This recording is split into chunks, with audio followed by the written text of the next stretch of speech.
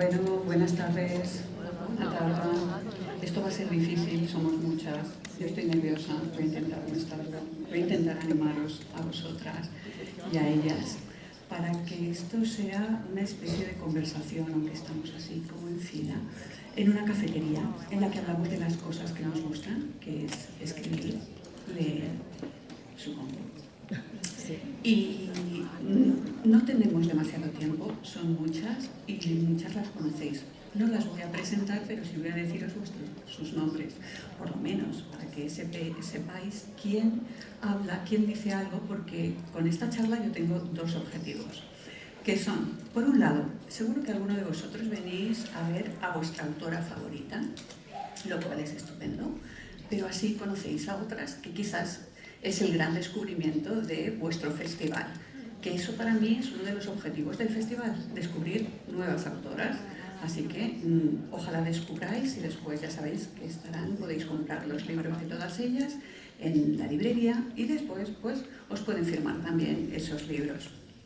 El otro objetivo es que os lo paséis bien, claro, tanto ellas como el público. ¿A quién tenemos aquí? Voy a empezar por aquí, nos hemos sentado a lo loco, es el flow de la vida, donde nos ha llevado Starobínets, Bovalino, no tengo ni idea de cómo se pronuncia el Bovalino, Amal, El-Mohtar, Stella, me cago en la leche. Y además me pongo de pie, soy muy palabrotera y a veces hago chistes muy ridículos y a veces me pongo en pie.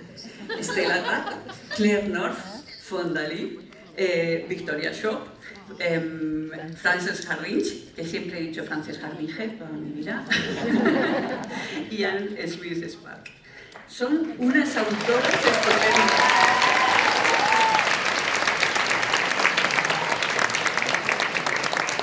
Es para aplaudirlas. O sea, yo estoy súper emocionada, súper nerviosa. Estoy intentando hablar despacio porque normalmente también hablo más deprisa.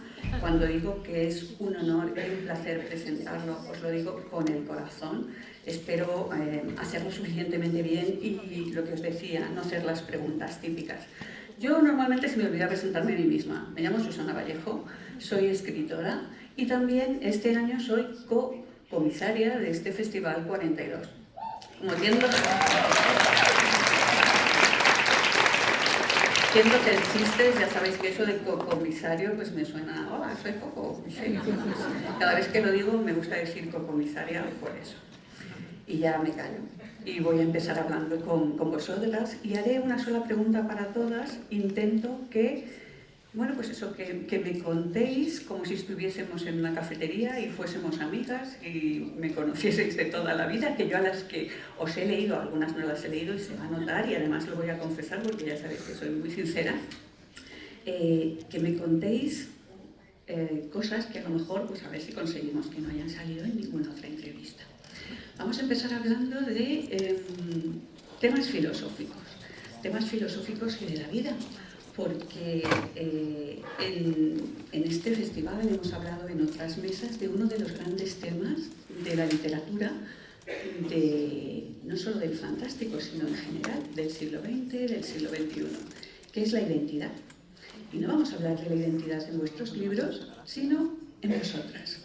Sois escritoras, pero quiero saber, ¿en qué momento os considerasteis escritoras y dijisteis, yo soy escritora? A lo mejor hay alguna que todavía no se considera, no lo sé. ¿Y cuándo empezasteis a escribir? Ana, ¿quieres empezar tú? Not that I want, but I can. Okay, but that's an easy one. I understood that I was a writer when I was 4 years old, and as soon as I discovered that I'm a writer, I immediately wrote a book.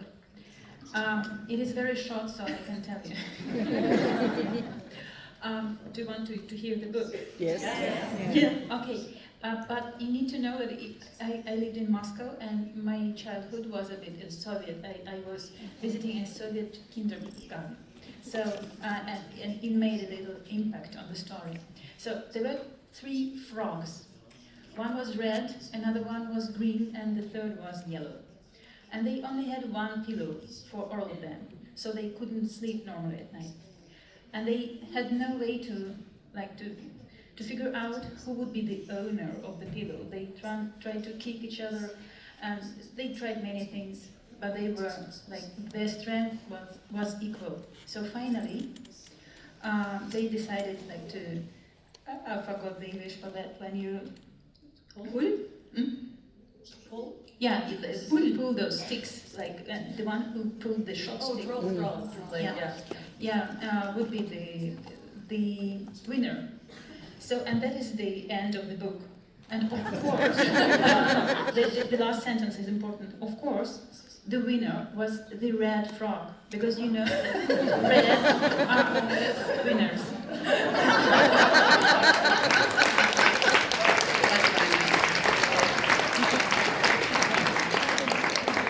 ¿Cuándo te sentiste escritora? ¿Cuándo pudiste decir, yo soy escritora?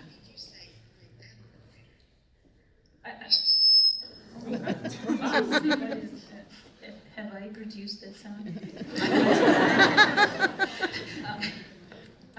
Well, the first time was at that age, at 4 years old.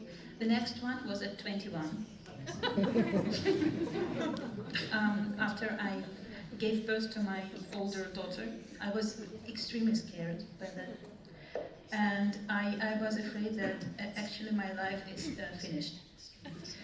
And then I suddenly, well, it's absolutely true, I'm not joking, I suddenly remembered that the 3-year or 4-year-old situation, and that I was intending to become a writer, which I didn't. I became a journalist, and then I decided that I need to somehow to have this goal again. So I wrote my first collection of short stories when my daughter was I think I started when she was 2 weeks old, and I finished when she was half a year old.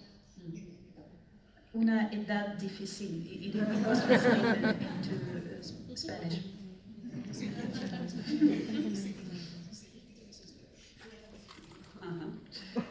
Dori? Yeah, so I think that the first time that I kind of considered myself to be one was when, also like you, I was really, really little, but I thought that to write a book, one must make the book. So I would basically not write anything until I had folded over a packet of paper together, because I thought that was how, books work. Somebody was in a little warehouse folding all of them and then writing them as they went.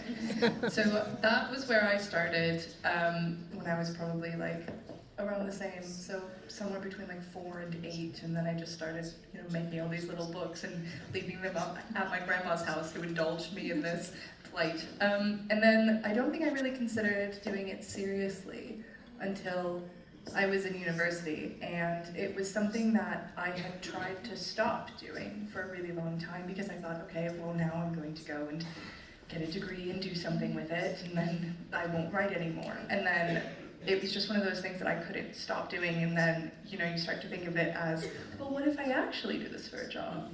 So I think that kind of followed, and then here we are, 2 years later. I love the folding. It's not untrue, right? It's just a matter of scale. That's how they make books. Someone's in there, folding paper. Yeah. Similarly to what you were, I was also very young. I was 7, which I know because I feel like I've been telling a version of this story for some time, but when I was 7, I wrote a poem to the moon, and I will actually recite it because I do remember it, and it is short. It was, O moon, why art thou so pale?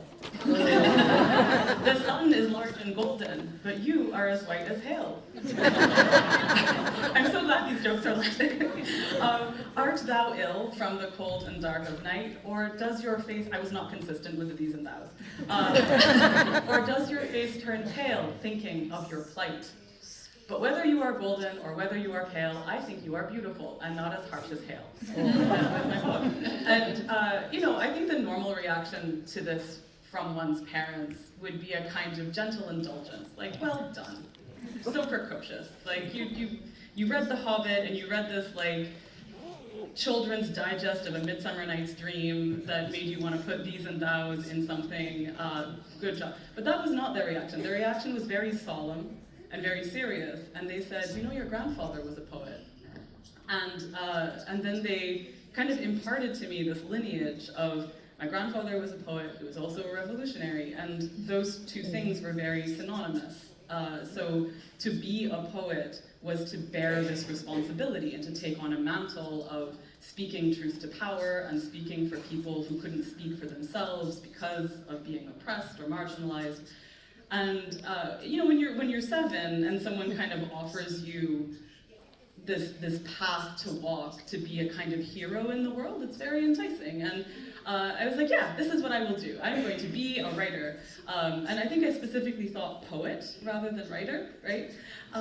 But I had also read The Hobbit by Tolkien, and there was like a biographical note at the back that said that Tolkien had started writing poetry and then short stories and then novels.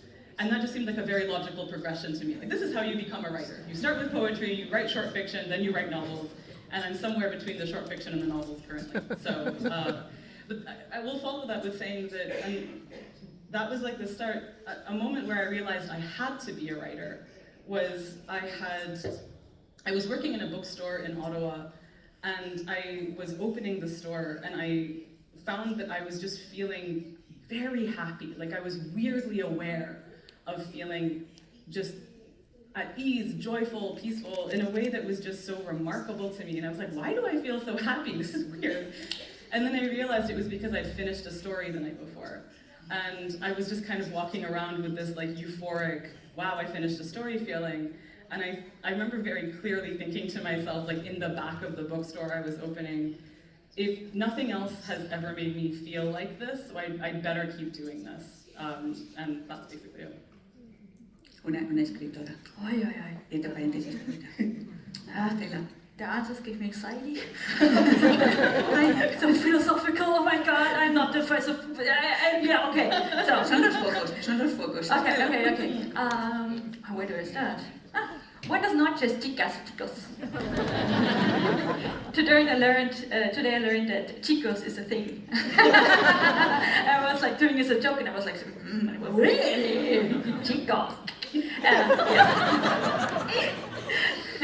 So, hi, I'm Stella. Okay.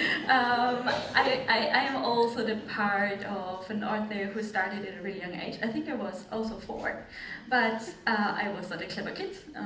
So I dictated my mother what to write, and it was not that great, really. It was about seagulls who fell in love with each other and built a tiny birdhouse. And the end. I'm invested. And they got kids, okay? They got 3 eggs.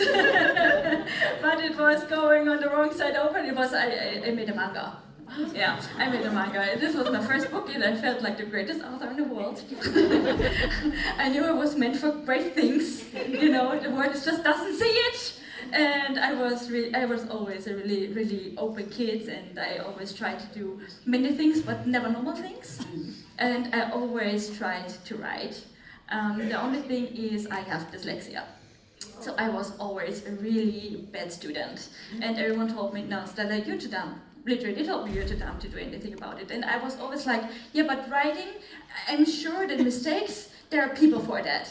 I'm gonna write the good thing and everyone is editing it, okay? I was always really clear, and I was like, I was furious in school that my teacher, disowned me with I wrote five pages, and I should get an A and then a 5. Yeah, we get 5s in Germany. And I continued to write, and I published my first book when I was 19, and it was highly not successful. Like, no one was reading it. When you Google it, it's embarrassing. Please don't do it. But I think the failure was good for me, because it taught me what not to do. So I really had to guess around, what do I need to do to be really a writer? What are the essence of writing? And I continued to doing that, and actually the first time I really felt as really a writer was when I was 22, because I was the youngest best-selling author in Austria, actually. Yeah, my first romance novel became a huge success, and this is because I'm sitting here. I got a call in the train station, and I was like, I'm an author! I'm not famous! I made it! Yeah, this was the first time I really felt it. Yeah, yeah. Please walk. Please talk more intelligent than I did. Beautiful friends on this side. Please tell me that one of you didn't decide to be an author when you were a child. Save us. Fonda, please, no, save us first. We can come back. Oh, damn it. I was first published when I was 14. Don't do what we do. Do whatever Fonda is about to tell you to do. It's a terrible idea. Thankfully, I don't believe myself to be a writer. Obviously, I write books for money, but leave that aside for a second. I don't believe myself to be a writer because my parents were publishers and they told me that all writers are the worst people in the world. They are egotistical, self-obsessed, and when they're not doing that, they're at home under their duvets going, no one loves me. My latest book wasn't a triumph. Everyone hates me. But this is true. Yeah. Yeah. Yeah, so everyone here agrees. So I've gone a long time trying to pretend I'm not a writer. I am also a lighting technician, and in my other job I can go up to many technicians and say, yo, I wrote in a book, man. And they'll go, right. Oh, well, let's talk about something different right now, which is a very valid response, because if someone comes up to you in the street and says, I've written a book, your alarms go off. You know you're headed to trouble. You go, okay, is it about an unhappy love affair you had? It is. Are you trying to reconcile your emotions about your ex-girlfriend? You are. Would pottery make you happy? Writers, bad. I have internalized that, so it's too late for me to shake that off. I will say, as a kid, obviously I did the classic thing, I read lots of books, I read many of the giants of science fiction and fantasy, but I was also young enough that there weren't that many women yet doing it, so in honour of this panel, shout out some of the women who paved the way. Thank you, Ursula Gwynn, thank you, Anne McCaffrey, thank you,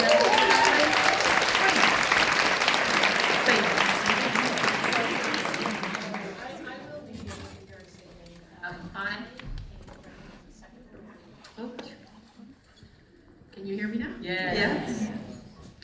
So I came to writing as a second career, and I had an entire other career in business. I was seriously writing starting in my 30s. I was first published when I was 36. I'm now 46, and I'm just turning my 12th novel. And so I did not think of myself as a writer until after I was a debut author, and even then, I would say I'm a business consultant. Because no one asks you questions after that. For the longest time, early in my career, people would be like, oh, what do you do? And I would be like, what do I say? What do I say? Because if you say I'm a writer, it invites the inevitable question of, oh, are you published? Have you written anything I would know? To which the answer was no. Well, this is too long of a, I don't want to talk about it. So it was nice to have this fallback, because I actually did, when I transitioned from my first career to my second, I fired myself, but it took a while to fire myself. Because I had a role where I hired someone else to do my job part of the time, and then after I was actually making sort of a bit of money as a writer, then I was able to just quit my job, but hire myself, but work as a freelance consultant. And then over time, I just did less and less of that. So I had this period where I wasn't anything. I didn't think of myself as a writer yet, but I had quit my job, and so I was just kind of just saying consultant, because that's so vague that nobody would answer. But I think, when I look back on it all, right, that there's the moment when you realize that you want to be a writer, you are a writer, and then there's the time when you are willing to admit it publicly. And for me, that was the span of about 25 to 30 years. Because there is that time, I'd always loved reading, loved writing, would write stories for myself, would write on the bus because I didn't have an iPhone or a tablet or anything to distract myself electronically when I was a child. And so I wrote stories. I had a Bovalino notebook and I wrote stories. And I would write in college. I wrote fan fiction in college. I would write, but writing didn't make me a writer. At least that's what I thought at the time. Right? And so there was an identity switch that had to be flipped. And for some writers it happens in a moment. It happens when you see your book on the shelf, or it happens when you get that first book deal, or whatever it is, there is an external trigger. And for other people it's a slow process. It's a process where you just kind of recognize that and you embrace it, and you're like, you delete your LinkedIn profile, which for me was a very big milestone. I'm not going back to the office ever again. And that was when I was like, well, I can't say I'm a business consultant anymore. I guess I am a writer by default. I love that. Can you hear me? Yeah. I love that. My favorite is when people ask anything I would have read, and I say, what's the last thing you read? And they can't think of an answer. And I'm like, well, I guess not. Chances are no. I am a little bit of an amalgamation of everything so far. I never considered myself a writer. As a child, I was a storyteller. I liked to invent things. I liked to make people act out films and plays. I liked to draw comics. Everything was always incorporative. I wasn't a writer. And then I went from being a storyteller as a child to wanting to be an author. And the difference in my mind between writer and author is writing is something you do for yourself. You can write every day of your life and always be valid as a writer. Author is a profession. Author requires a degree of narcissism because you not only want to write, you want to be read. Okay? You want to tell stories, and that implies an audience. And I have always, from the moment that a first time a book played as a movie in my head instead of words on paper, wanted to have that impact on other people. So I never set out to be the writer. The writer was the in-between thing that's just for you, but I never wanted it to be just for me because the thing that made it intoxicating was that it was a hallucinative spell you cast on other people. So I've always wanted to be an author, but from the moment I wanted to be an author, which was at age 19, I worked towards that. And I've never really looked back. So I skipped. I never at any point was comfortable considering myself a writer. Because it was never a thing I really did for me. And then I considered myself an author once, I'd say like probably 5 or 6 books in. Okay. Hello, can everyone hear me okay? Yeah. Fantastic. I was another of the little proto-authors. I was incredibly shy, and I have some stories that I wrote at the time. I was describing some of these to people earlier. There's a nice little poem called The Night Dragon about this jet black dragon that swoops through the skies and then descends on cities to eat nocturnal pedestrians. And there's a little story I wrote, and I know I was 6 when I wrote that, just half a page long. And during the course of the story, there's an attempted poisoning. Somebody fakes their own death, and then the villain falls to his doom off a cliff.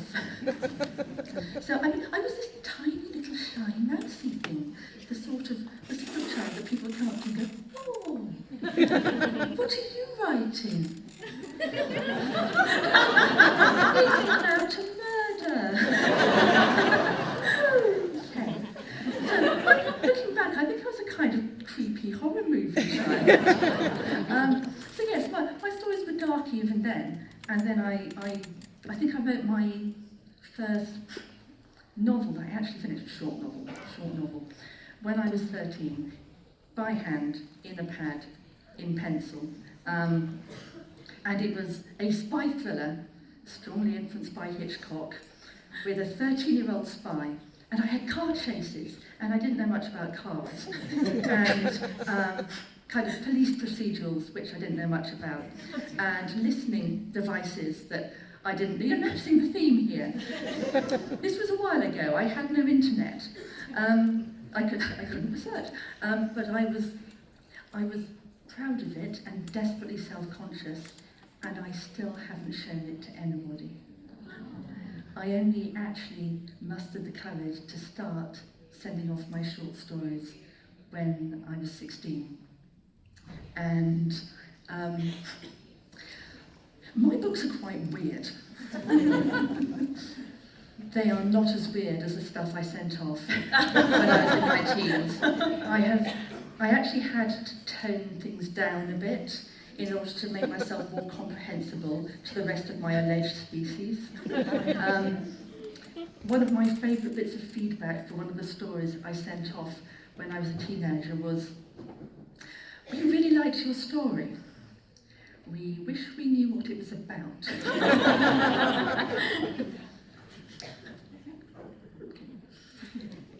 Is that the note which you wish to end?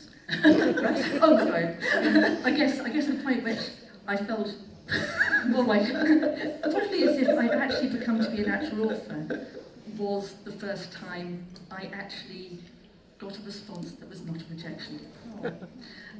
That was in my early 20s, and it was a short story, and it was accepted by a magazine that couldn't pay me, and could just about afford to send me a copy of the magazine in a "here you are, oh that hurt" sort of way. Don't look for it's called Dream Zone, it doesn't exist anymore. I remember Dream Zones. Oh, sorry. Okay, so yeah, my story. My father is a poet, and in fact, there's a kind of weird direct link between my father and the person who studied poetry under Ezra Pound. So I kind of grew up in this incredibly privileged, rarefied world in which everyone my parents knew were poets or artists or creators of some kind. And unlike Claire, I grew up believing that to write or to create was the only possible purpose of human existence, that if one does not write or paint or do something creative, there is no meaning in life. And I told myself stories from the moment I could speak. I was telling myself stories, always what I now consider fantasy and science fiction, basically fan fiction based around the Celtic myths, the Viking myths, strange dreamscape worlds. I'm dyslexic. I was writing, I have little books I wrote when I was a child. They are utterly illegible. I was the last person in my class to learn to read and write. I remember not being able to read and write, and almost everybody in my class could read and write. But I was compulsively telling myself stories all the time, which was all I did with myself. I had no friends, I just told myself stories, great stories.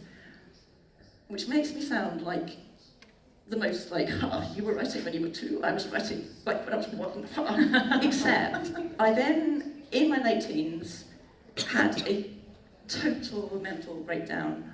I was absolutely in a really, really, really bad state, self-harming, kind of really, it looked as though I might not be able to do my qualifications at one point, and I stopped writing.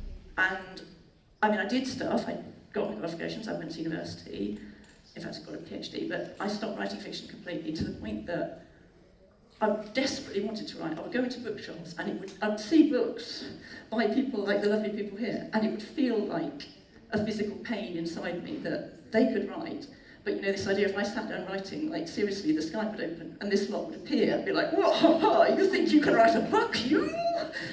And this went on for my entire adult life. I mean, it was really painful. And people kept buying me books, like, oh, this is a really interesting book, this really interesting new female author, you'll really like it. And I'm like, just pour lemon juice on it, why don't you? There's a dagger in my heart. And this went on, I had children. I had extreme postnatal depression after my first child was born. I mean, I was suicidal.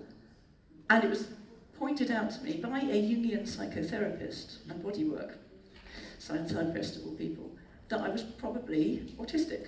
And I was diagnosed as not only dyslexic and dyspraxic, which means I have coordination issues. I'm right-handed, I type with this finger. I do everything else, but I type with this finger. And that I was also autistic. I was diagnosed as autistic in my 30s. And it was like the world changed for me, just that diagnosis. And one day, my son would only sleep, both my children would only sleep being pushed around in a pushchair. So I spent an awful lot of time sitting in cafes and things with a sleeping child in a pushchair. And one day, I just started writing. And this scene came into my head. There were men in the desert. There was this language around heat and dryness and sterility and male violence and the kind of homoeroticism of a lot of very sweaty, angry military men in the desert. And a dragon turned up. And I started writing it, and I got to the point where I was describing the dragon, and this kind of Joycean frenzy of words describing the dragon and the experience of being killed by a dragon came out. And from that moment, I was writing compulsively, like every moment I could, which wasn't very many moments given I had a job and two very young children. And in a year, I had what was then the God of Broken Knives. And that was the most intense experience of my entire life. It was the most intense year of my entire life. It was like everything changed. And then I had an agent and had a book deal, and I've not stopped writing since. But I would not actually I find it very difficult to say I'm a writer. The idea, I've spent all day thinking like everyone else is going to be like, what is she doing on a panel? She can just go there. Because I would never, it's very difficult for me to say I'm a writer. But it is the only thing that gives my life meaning now. But I don't write, I'd never consider it a career. I do not consider myself a career writer. I consider myself someone who is incredibly lucky enough to have had people publish my books. But yeah, it's a kind of strange, so don't give up hope, basically. Don't sit here thinking, well, I didn't want to write when I was 4. If you want to write, write. If you don't want to write, don't write. Don't be afraid. Gracias por vuestras historias. Ya hemos visto la escritura como compulsión, como refugio, la diferencia entre sentirse y ser escritora, que va muy relacionado con la profesión y con sentir o con ser, de verdad, y la influencia de la familia en muchas de ellas y muchos puntos de contacto, ya hemos empezado a ver. Hemos tardado un montón porque somos muchísimos, es un delirio esto, así que voy a intentar unir 2 preguntas en una para intentar llegar más al meollo de la cuestión, que es ya que escribís, ¿por qué el fantástico? Y si puede ser unido a vuestros miedos, ¿qué miedos tenéis y por qué el fantástico? Y empezaría por Ana esta vez, lo siento. Sí. Oh, my fantasy. Fantasy is the only thing I've ever written. It is kind of, I guess, fantasy and dreams. I mean, as I said, I told myself these stories compulsively when I was a child. I would see an image from one of those beautiful books of Viking mythology or Celtic mythology or kind of, the beautiful illustrated version of Tolkien or something that, again, I was incredibly lucky to be surrounded by. And I would immediately just want to go off and tell stories and immerse myself in that. I write because it's the closest thing to living that life. I genuinely kind of still believe that one day I will go out deep into the English moors, the high wild places, and the hollow hills will open. I kind of really genuinely believe that it's all out there, and I just always turn away too quickly. And if I just stay for one moment longer, it would all be there. So I write because it's the closest thing I can get to living it. I write it, and I am briefly living it through a kind of mediation of the words. And when the words are happening, and when I'm writing well, and I know I'm writing well, and I can feel it, I'm like, physically, I am nearly there, and I'm shaking writing it because I am in that world, and I am fighting those battles, and I am being those characters, and I am living it. And that's my fantasy, because it is writing a world which is so much huger and more wonderful and romantic and terrifying and amazing than the reality of being a person with a 3-day-a-week petty job as a petty bureaucrat and 2 kids and a tiny, filthy house.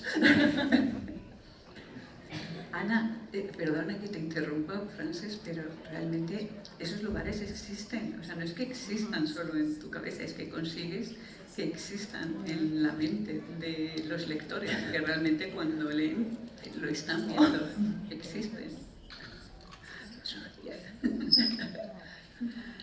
That is part of the appeal to me. I love creating worlds. In fact, I may have a bit of an addiction. That is possibly why I have so many standalone novels. Because when I've used one for a book, I like to throw it away and start building a new one. I mean, there are many answers to why I write fantasy. One is the joy of world building, and that ever subversive question: what if the world is not as it is? And the absolute freedom it offers you as a writer. But an honest answer is that it's just the way my imagination works. Fantastical stories come to my mind much more easily than realistic ones. If I want to talk about something important or weighty or with a deep emotional resonance, doing so through fantasy just comes more naturally to me. The stories that come into my head and haunt me and demand to be written are fantastical. It just seems to be how my mind works.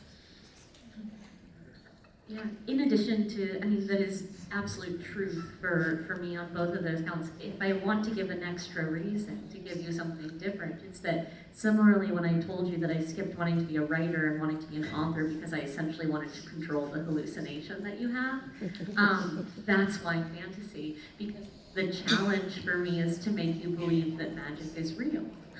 And the trick to that is not actually making you believe that magic is real, it's making you doubt that reality is.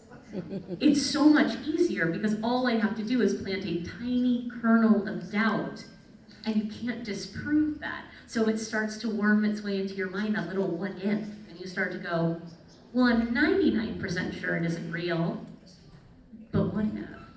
So I just like the challenge of trying to see if I can trick you for a little while into doubt.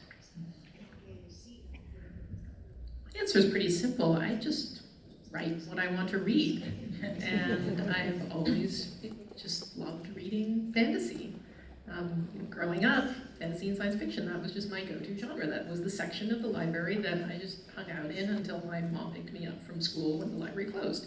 And so that's fundamentally why I do it, because at the end of the day, every one of my books is just a book I wanted to read, but I couldn't find that book, and so I had to write it myself. Maybe a deeper answer would be that I love how fantasy is a way for me to create distance between the real world and the things that I want to talk about. So there are so many things in our world that I observe and that I want to put into a narrative, and pulling it into a fantasy world allows me to do that. So, the world of the Great Saga, yes, it is very analogous to post-World War II and the economic development of East Asia at that time, and all the Cold War politics and modernization and technological progress and globalization and all of that. But it's not our world. I don't have to be true to the world. I can cherry pick the things that I want out of our world and remix them and do something new with them. And that's why I love it. It's just because I don't even have to be true to facts. I can do research and be like, just ignore that. Everyone is going to be able to answer the why fantasy question more beautifully and eloquently than me. So I'm going to pick up on the first part of the question, fear. Hands up everyone on this stage who fears the day that our publisher turns around and goes, I'm never going to buy it and no one's ever going to read your book ever again. We are all going to die in the car park behind Carrefour, we all know it. And on that sense, one of the reasons I said I'm not a writer is because writer is an identity, and all identity, as the Buddha teaches us, is a trap. What will we be when we are not writers? We will be ex-writers, we will be washed-up writers, we will be alone in the world going, no, not reality. Terror suffuses our joy. But on the theme of writing being an identity and therefore a trap, we should also make it very obvious, I think, that gender is obviously identity and therefore a trap. So shout out to the neurodiverse queer community of nerds to make events like this what they are.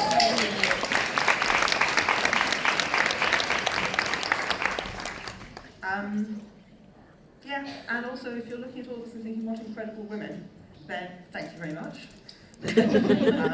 But also the idea that women's fantasy is somehow innately different from men's fantasy, I think there's enough diversity in the lot of us here to kick that one also into the car park of the Carrefour.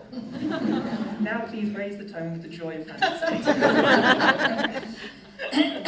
So, my mom was an artist, and a crazy artist. I was the kid who grew up talking with trees, and talking with fairies, and talking with everything except human. I grew up seeing magic. My mom increased that a lot. Yeah. It was always easier for me to talk with an elf than talk with an actual human because I was a weird kid. And I grew up in Austria. So we have mountains and we have traditions. And being the weird kid in Austria is not a good idea to make friends. So I was a really lonely kid that talked to trees. And you know, it can be really lonely as a kid when no one wants to play with you or talk with you. And so I took a fantasy novel, and that fantasy novel, that was the thing that talked to me the whole time. So I was reading, and it was always fantasy because that was always more natural to me. So it never comes to my sense to write something else than fantasy, actually. The strange thing is I became a best-selling author with a romance book, but this is another story. You know, that was a damage. That was an accident. Fantasy is for me breathing. It's so much more natural for me. And when I was in school and they taught us, oh yeah, when you're grown up you can be a cook, or you can be, you know, a waitress, or you can something normal. I felt the pressure of the world laying on my shoulders to be normal. And I went on my knees that day and prayed to all gods that listen to me that I want to have a job where I can work with demons and devils and dragons. And I'm so grateful someone up there was listening to me, because it's for me no more normal to talk about unicorns than about taxes. Yeah, so that's my answer. I just think we have mountains and we have traditions is like a poem in and of itself. Yes, we have that, and that's it. So I want to answer this like an asshole and just be. There's a really. I, for my sins, used to be an academic, and so the instinct towards pedagogy is obnoxious and strong. And for me, the thing I want to answer the question with is that for me, all fiction is fantasy first. I feel very strongly about this. All fiction is fantasy first, including domestic realism, including like anything that's about, you know, a sad failing marriage, or you know, a joyful experience of, I don't know, the deliquescence of the flesh. There's just like, all of that is fantasy for a reason that I'm going to try and be succinct with. When we make up a story, we are imposing narrative order on the chaos of the world, right? The world as it exists does not have narrative in it. We make narrative out of everything that we see and experience. If someone asks you, you know, so how was your day? You're probably going to make some judicious editorial choices, elide the part where you like stretched in bed, yawned and farted and whatever, and then like, you know, maybe start with an incident, a catalytic incident for like something that you can do to entertain another person who's listening to you. And the act of narrative, like of literally imposing order on the chaos of the world through the means of your will, is the literal definition of magic as we have it, you know. So there is that, but there's also the fact that I feel when we ask the question, why do you write fantasy? The other half, the unspoken half of that is instead of the dominant other genre of reality. But for much, like for the breadth and depth of human history, what we were writing and the stories that we were telling were fantasy. Like the domestic realism is very recent. It's like 200 years old at most. The novel as a form is so recent. as a technology, right?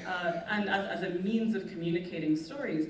And I feel like we forget that at our peril, that we like have this vast inheritance of imaginary and of like just being able to reach beyond our senses to articulate the enormity of our feelings, of our observations, of our relationships, and to kind of see ourselves reflected in the world and look at the world and like take it into ourselves and, you know, imagine connections between the stars because we know these connections between each other. It's like just the notion that you can look at the stars and see a shape there and build a story out of those things is something that is our birthright and that I think is tremendous and wonderful.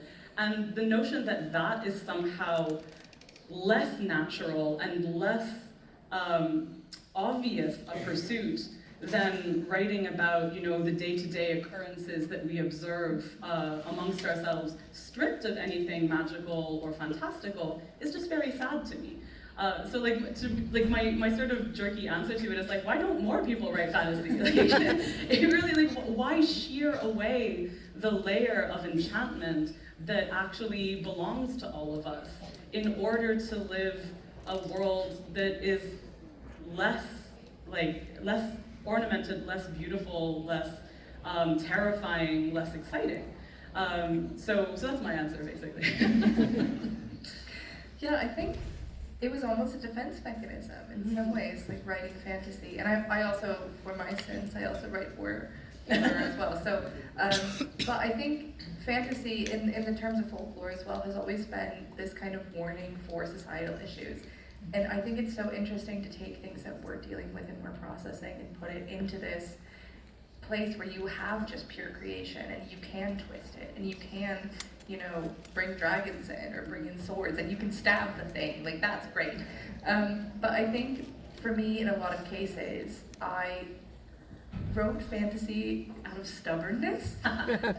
So it was this whole hole of, first of all, great, you're not going to be an accountant, you're going to be a writer. But not only that, you're not going to be a writer who can ever win like awards. You're going to be a fantasy writer. So I really think that I just do it just to anger my wider family.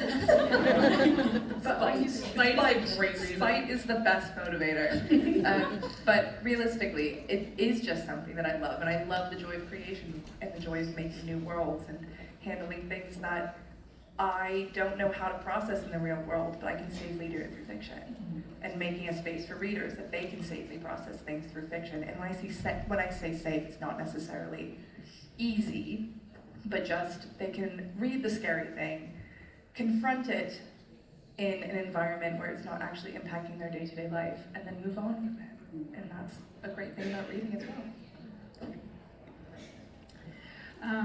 Okay. In my case, when I was a child, I had a deal with monsters. I was like, I had that feeling that I'm really communicating with monsters all the time, and that I'm going to be attacked by them. So one day, I said, like, I needed to go to the toilet or whatever, and I said, okay, monsters, if you don't kill me, I will be making stories about you. I thought that everyone wants to get into a story, actually. So I think it was a good deal.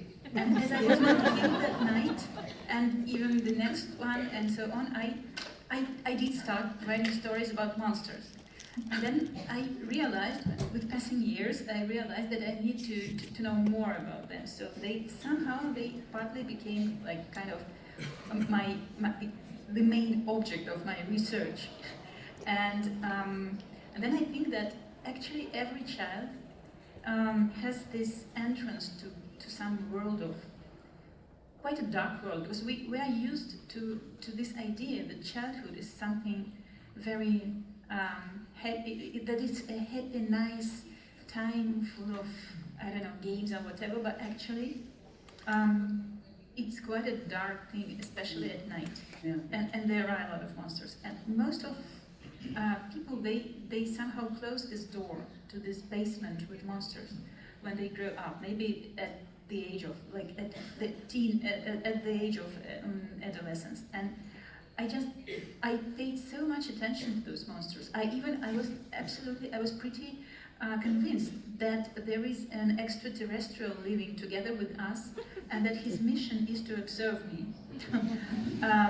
And I had a lot of communication with him. We were knocking, like I thought that he was sending messages to me. Actually, if I told that to my mother, she would think that, I think she would take me to the doctor. But I was wise enough not to tell her. So it was like we had I had a relationship, such an amount of monsters that I just didn't want to close that door. I wanted to have this chance to get to that basement and to have a look at them maybe from time to time, and to write stories about them still. And then when I wrote my first book, when I was 20, if I told you I was 21, that was not true. I was 24. So when I was 24, I wrote this collection of short stories, and those were horror stories. And I presented that book, when it was published, to my best friend. And the mother of this best friend, she just opened the book, because it's the book that the friend of her daughter wrote. And then she said, okay, my friend's name was Julia. Okay, Julia, are you sure you need to continue communicating with that person? Because her soul is so dark. And what she has written, there is no light there. And I really felt, and when Julia told me, I really felt very offended for my monsters, because no one wanted them. Actually, everyone lost them forever, but they're still there, I think. Actually, so if there is someone who can, from time to time, make kind of reports about how monsters are doing, I think that would be a good thing. Os iba a hacer otra pregunta, pero Ana ha introducido un tema de otra posible pregunta que tenía escrita y me la voy a quedar. Os voy a abrir la puerta por si queréis ejemplarizar la pregunta con vuestras obras, entonces tenéis como una especie de respuesta comercial, o si queréis hacer una respuesta personal. Y es sobre monstruos. ¿Cuál es el peor monstruo que vosotros podéis imaginar, si queréis en vuestra ficción o si queréis en vuestra vida? Ana del otro lado. Oh, goodness. Sorry. So suppose to talk about my own work, which I'm obviously to promote, as you prefer. I mean, I guess the character of Marith in The God Broken Knives and the Empress trilogy more generally, I mean, he is a man who may be less or more than a man. He's actually quite modelled on Achilles and Alexander. And that notion of having the power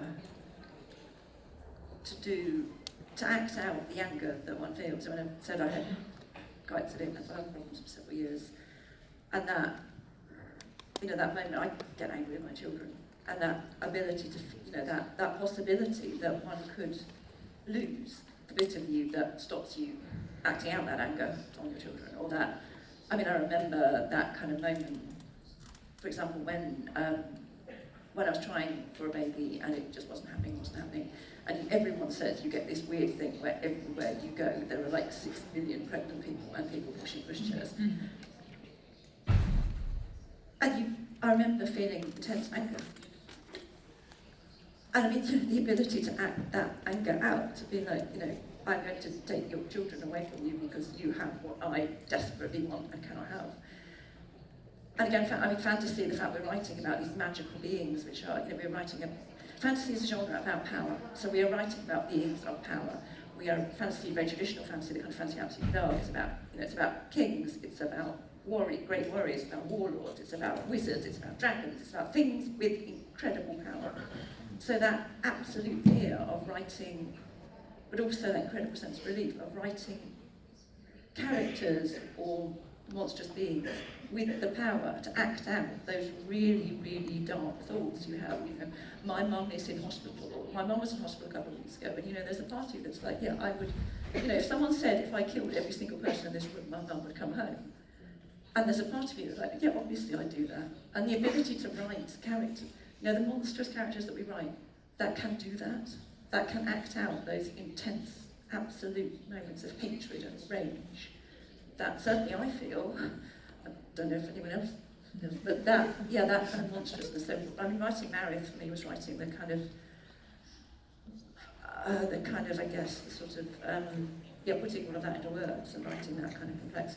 But yeah, that kind of nightmare that fantasy is able to give you of the ability to write that kind of rage, destruction, or that kind of ability to put your darkest fantasies into words is, yeah, I guess not really an answer, but the only answer I can have, rather than just naming a monster, because all monsters can be either terrifying or really badly done, depending on who's doing them.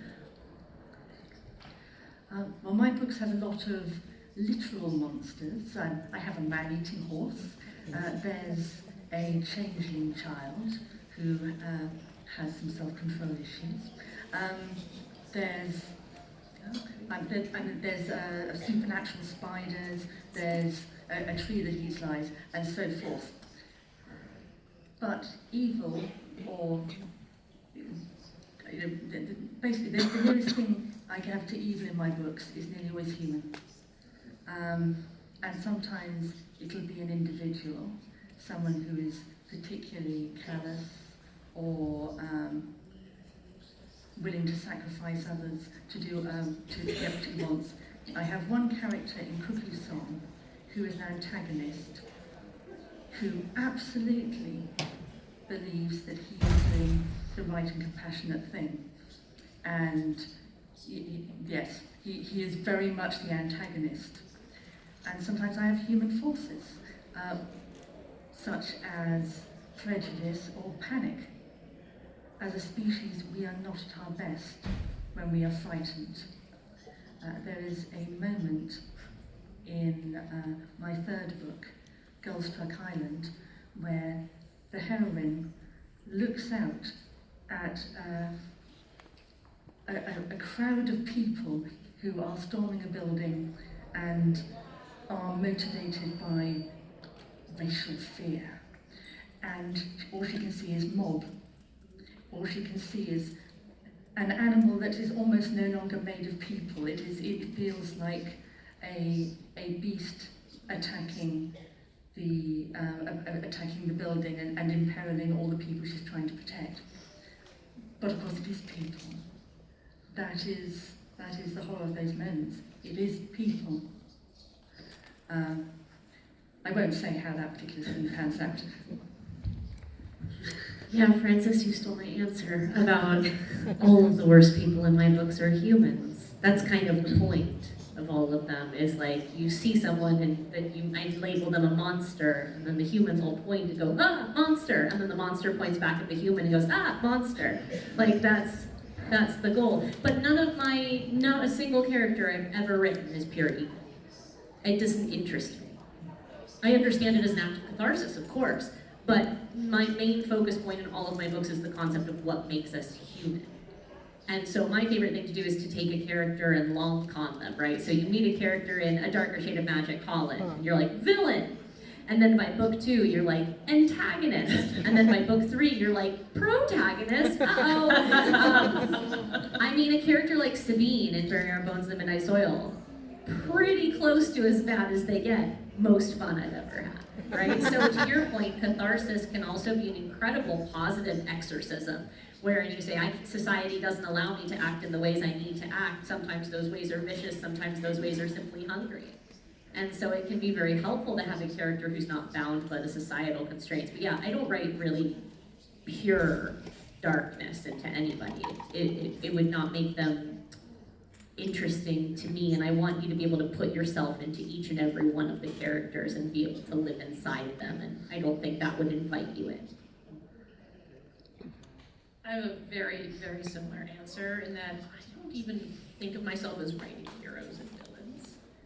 I would like for my books to be able to be rewritten from the point of view of the antagonists and for you to root for them.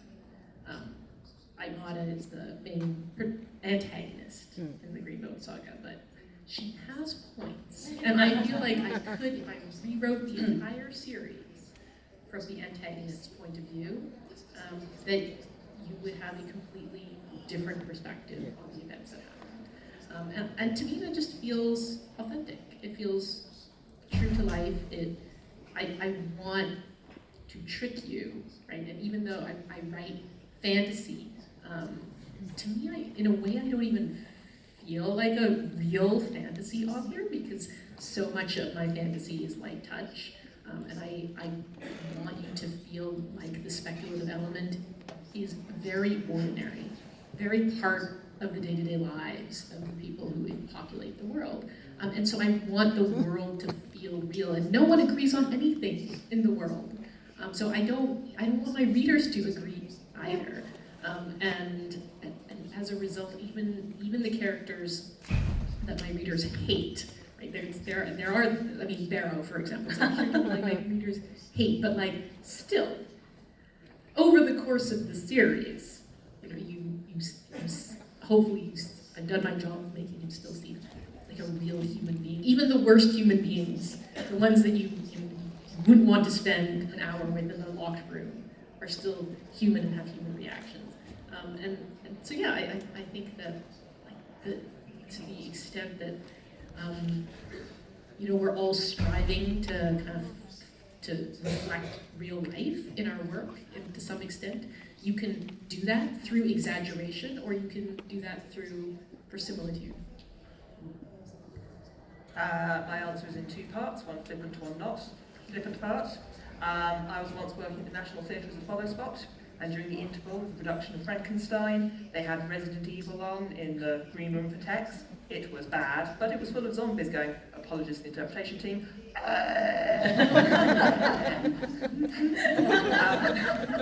and my first job after the interval was to climb these black pet stairs, painted black against a black background, in complete darkness, where the gate went dong dong dong dong dong dong dong when it closed behind you, and then walk through these completely anonymous black corridors with no signs, just bend forever around the back of the National Theatre. And as I did, my follow spell started to go, not my follow spell, my head torch started to go zoom, zoom, zoom, zoom, zoom. And I just knew, you look to the left, no zombies. You look to the right, no zombies. But when you look to the left, they do that thing. They just dare. So that's my zombie creep out. Non-flippant answer, to follow the trends that is cascading gently this way across the stage. Fuck fascism. Yeah.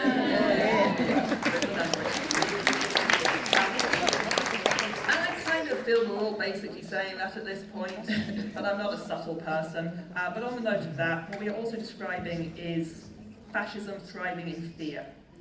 Fascism makes us scared, the far right makes us scared. It makes us scared of immigrants, it makes us scared of the climate crisis, it makes us scared of poverty. It invents artificial scarcity.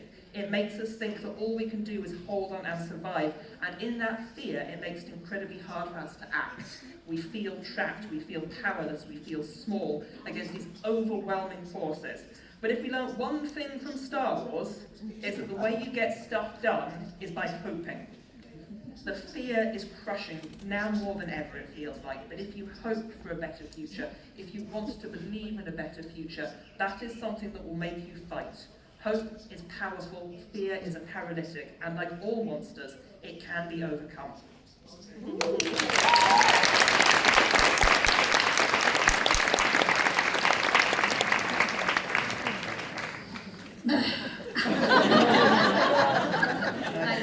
Oh, really nice. That's the only thing you know in German. Just talk about that, sorry. Yes, the thing with the monsters and being evil. I think we humans have a tendency to, we want easy answers for really complicated questions. Yeah. So saying, yeah, that zombie, that's evil. Or that thing, that is evil, you know. When I was writing Blackbird Academy, this is a really, really dark book. It's about exorcism, exorcists fighting against demons. So you say, okay, the demons are the bad ones. And it's true, they are doing really, really bad stuff.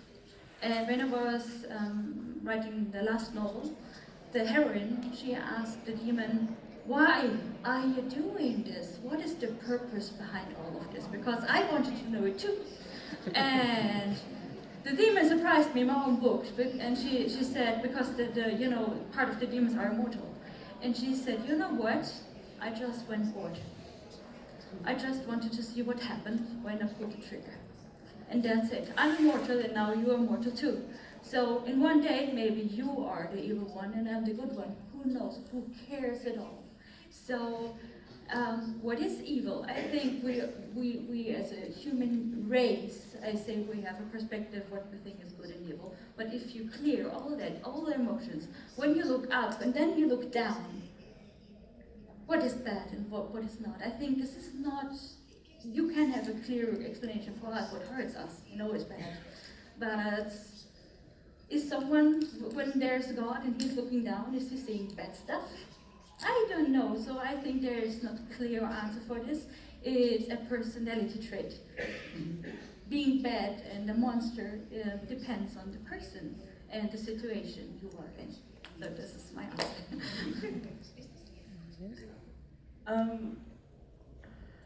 I've been sitting here listening to everybody and completely fascinated and feeling like there's this bifurcation in my brain of how I want to answer it, because I feel like when we say the word monster, I think that it means a lot of different things. And so when there's the kind of simple answer of like, well, for a long time I thought the manticore was the scariest possible monster, and then Fonda wrote a book that totally, proved that point. In that you should all read Untethered Sky. It's completely wonderful. A manticore is in German. It's a creature that has the face of a man, the teeth of a lion, the tail of a scorpion. That's it. Yeah. That's quite sexy. This is actually the umbrella. It's like you have the chimera monster. Monster, comma, sexy. Monster, comma, mediocre man. Like, there's like, because my flippant answer is that, like in the things that I write, the bad guys are mediocre men.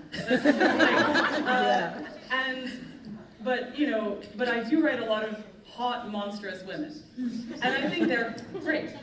So, I think that what I'm trying to say is that there's, a long history of, queerness identifying with villains and with monstrous figures, because there is something there of recognizing that the thing in yourself that is vilified and that is cut out of society or degraded is something that actually is worth celebrating and recognizing. And when you can see that in an Ursula from Little Mermaid or something like that, something different is happening than when you are doing what you were describing, Anna, of pouring the catharsis of your most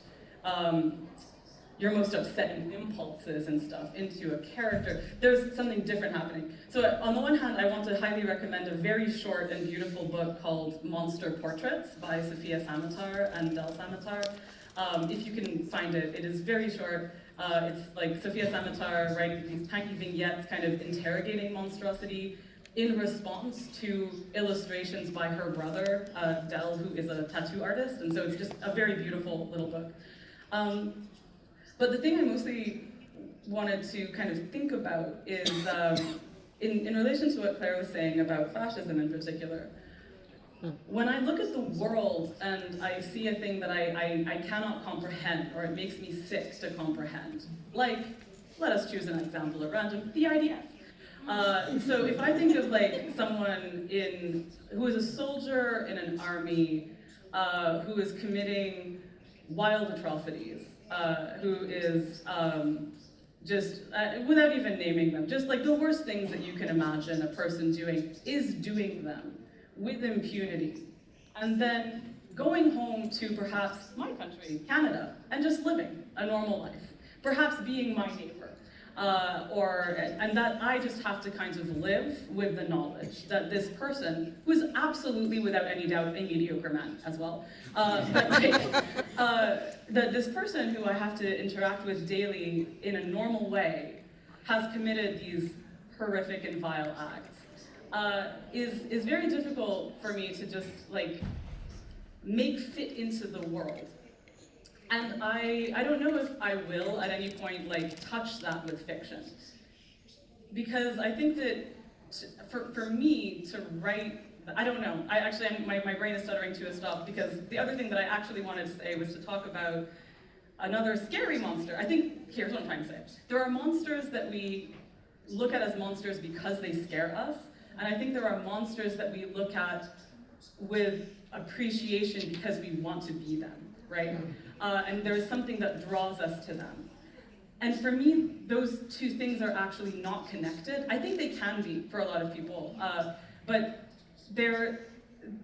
I wanted to tie that together with reference to one of Claire's books that I super love called Touch, because for a long time, one of the most frightening things to me, like one of the most viscerally upsetting things to me to imagine, was a shapeshifter who could take my shape and go around lying to people who I know, and like just being a shitty person. Essentially, like the idea of someone who could pretend to be me to my family and friends and like be mean to them, or just like in that way that when your friend like says, "Oh my God, I had a dream about you when you were so mean to me," that's horrifying to me. Like I feel like I have to apologize to them for whatever figment they had in their head about me. And in Touch, there is a kind of like person, a creature, or like who used to be human, I can't remember, a condition of being where if they touch your skin, they inhabit your body. And you are, I can't remember, do you swap bodies or do they just get pushed out of it? They just get pushed out into. So this is like a thing that I did not think I would want to read about. I thought this would be too scary for me.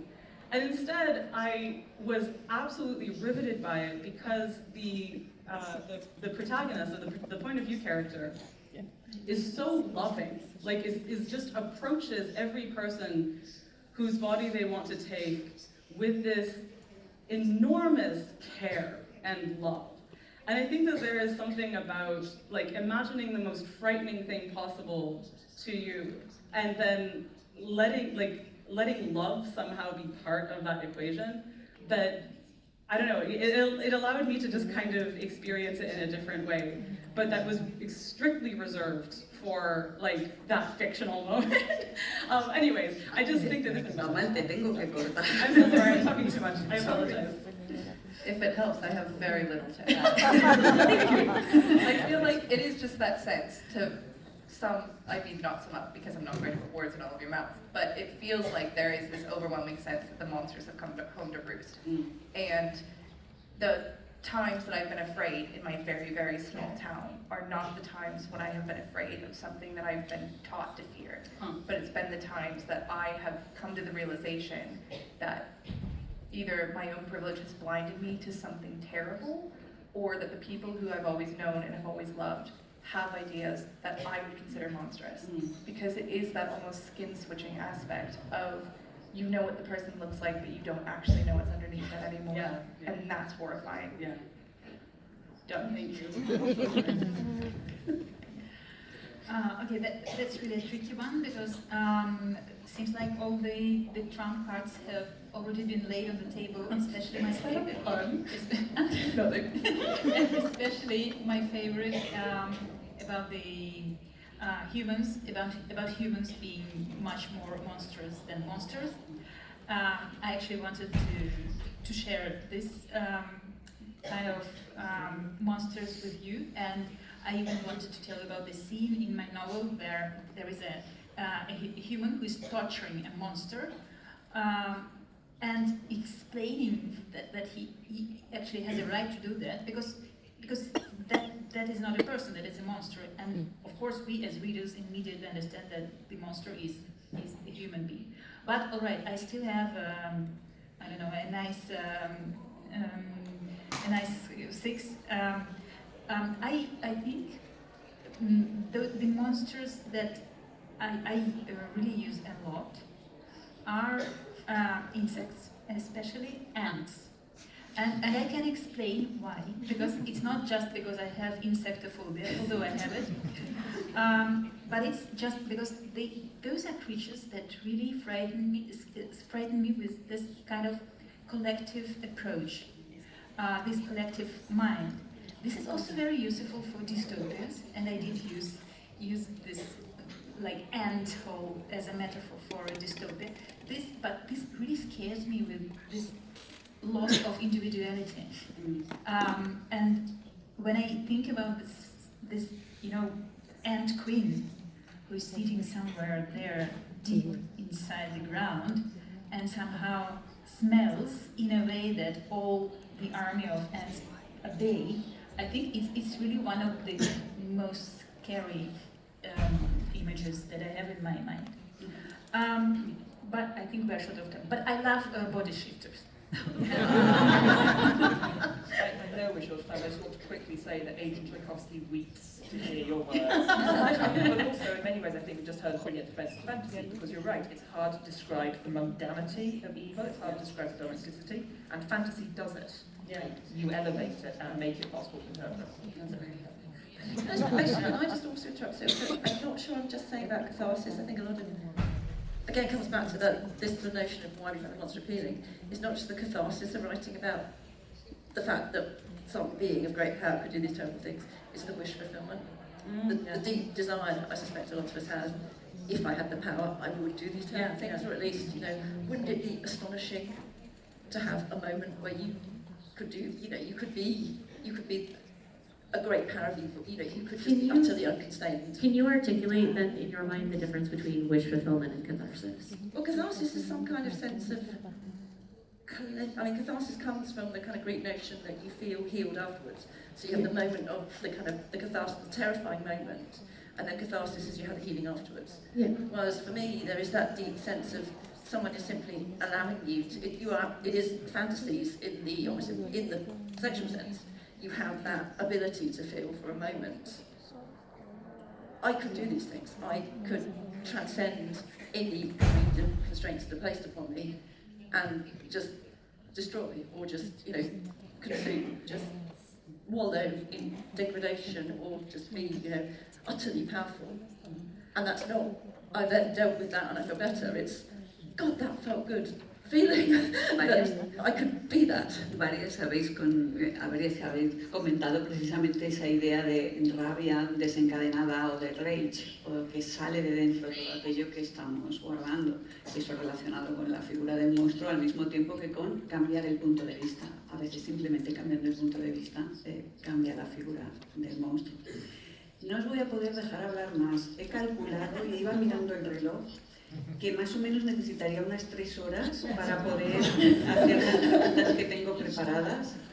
Me encanta porque cuanto más tiempo pasa, más información valiosa y realmente bonita hemos sacado de vosotras. No va a haber preguntas, obviamente, por cuestión de tiempo. Espero que con que haya sido una especie de un tastet, habéis podido conocer a las autoras y también mínimamente cómo pueden ser sus libros. Y sí que, conectando un poco con las ideas que comentaba Claire, sí que tengo que cerrar diciendo que es la primera vez en el Festival 42 que hay una mesa solo de mujeres, que a lo largo de la historia de la literatura y de toda la literatura, las mujeres han sido sistemáticamente invisibilizadas. Os recomiendo un libro de Joanna Russ, si no lo conocéis, que es como, la verdad que el título exactamente no me acuerdo, pero es como invisibilizar la escritura de las mujeres o algo así. Es absolutamente genial. Os lo recomiendo a todos. I think it's called in English. In English and in Spanish, I don't remember.